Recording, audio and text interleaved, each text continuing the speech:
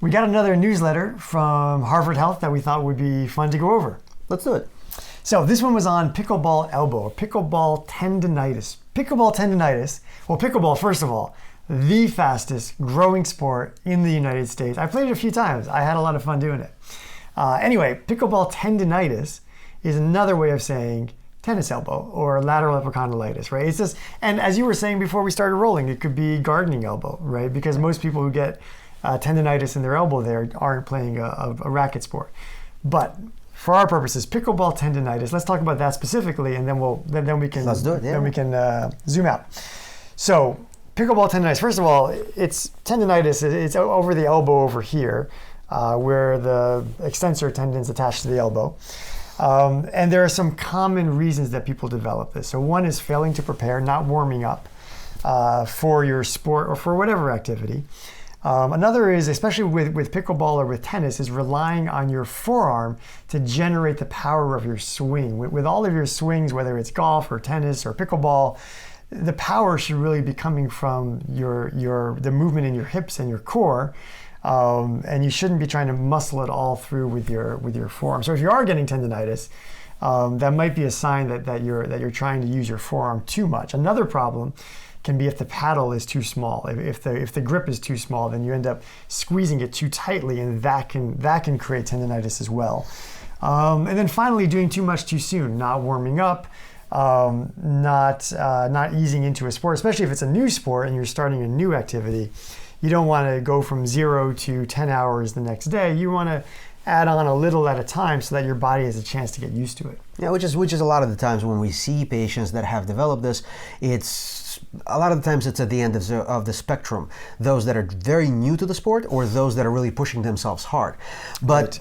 As we discussed before we started recording, this may be pickleball elbow. This can be tennis elbow. This can be competitive gardener's elbow. Obviously being facetious here, but essentially anything that you do with your hand that requires you to put some force through it you can develop tennis elbow, lateral epicondylitis. Now, that's an important extension to any other activity in life. So if you were to go and do some things, the same thing applies. And so if we were to take the same principles and you say grip of a racket, well, if you have scissors, if you have other tools, shovel, let's say, that you're using for gardening, that needs to be true to your hand and to your grip. Right.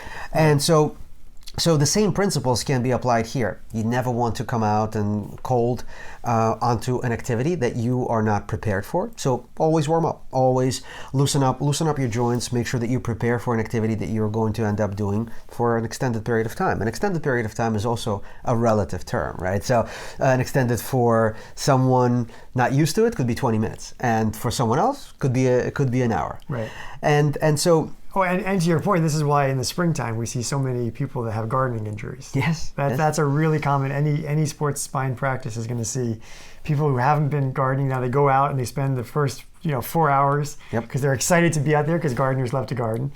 And it's a common mistake from not warming up and not gradually easing into the activity. Yeah, it's that old adage of, well, I'll get active, I'll do gardening. And if you look at gardening as your sport, you don't want to use your sport to be active and to be fit. You really want to be fit for your sport so that not only do you enjoy it, you don't injure yourself, and also you get to do it again and again and again. That's right. And people say that they use that as their activity, but they don't warm up for it as though they're actually doing a sport. And that's true with gardening, with raking leaves, shoveling snow.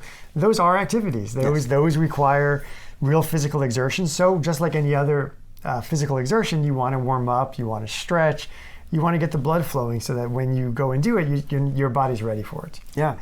And one other point on the technique, right? Because you mentioned that if you're using your hand in order to drive the ball, that could be wrong technique that's driving this problem. And the same thing applies to any other activity. If you're getting this because when you're gardening, for instance, there could be a reason for that. The mechanics of how you're gardening and how you're pulling and how you're grasping can be an actual part of that injury. Right, something to make sure you look at if you're starting to have those symptoms. Yeah. Yeah. So then what do you do when you are starting to have those symptoms? Well, one thing you can do even before, in addition to warming up, is you can always ice afterwards. So if you're at all concerned that it might develop, then putting some ice on your elbow after the activity is a good way to help prevent inflammation, because the elbow is so superficial, right? The tendons are so close to the surface that ice is actually a very good, powerful anti-inflammatory that you could use.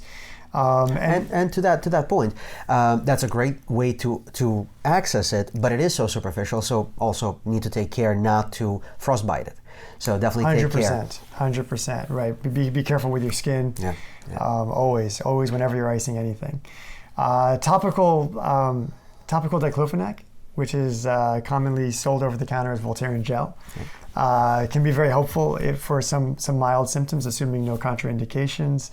Exercises, working with a physical therapist or doing some basic exercises to strengthen the muscles, ideally before any symptoms develop, but also afterwards, can be very helpful. Yeah, and also then you get into a sensation where you are actually trying those things, but yet you are still having those symptoms. This is where you may start to use bracing, and it's really important to use bracing appropriately. And there are two braces that we usually recommend, and there is never a reason that those braces should meet. In other words, you would never use those braces at the same time. So that's a good way to say it. Yes. So one brace, which is aptly called tennis elbow brace, yes, which is a counterforce brace. It is a brace that goes over your forearm, and unfortunately some manufacturers give a depiction of it being used over the painful part, and that's really not the correct way to use it, because what you're trying to do is you're trying to create a fulcrum point away from the connection of the tendon so that you're offloading that tendon. And it doesn't need to be like a death grip. It should be snug enough that it takes the force off. One easy way to see whether you have it correctly is to grasp something until you start to feel that discomfort, then release. Put the brace on, tighten it a little, and then grasp it again with about the same amount of force, and you should feel less discomfort. That's a good way of using that brace. And another pointer would be to use 3 finger breaths away from this bony part of the outside of the elbow, and that's where that brace should land. The other brace is a carpal tunnel brace, actually. It's a wrist brace that puts your wrist in a neutral position, and it's not like this, it's a neutral position.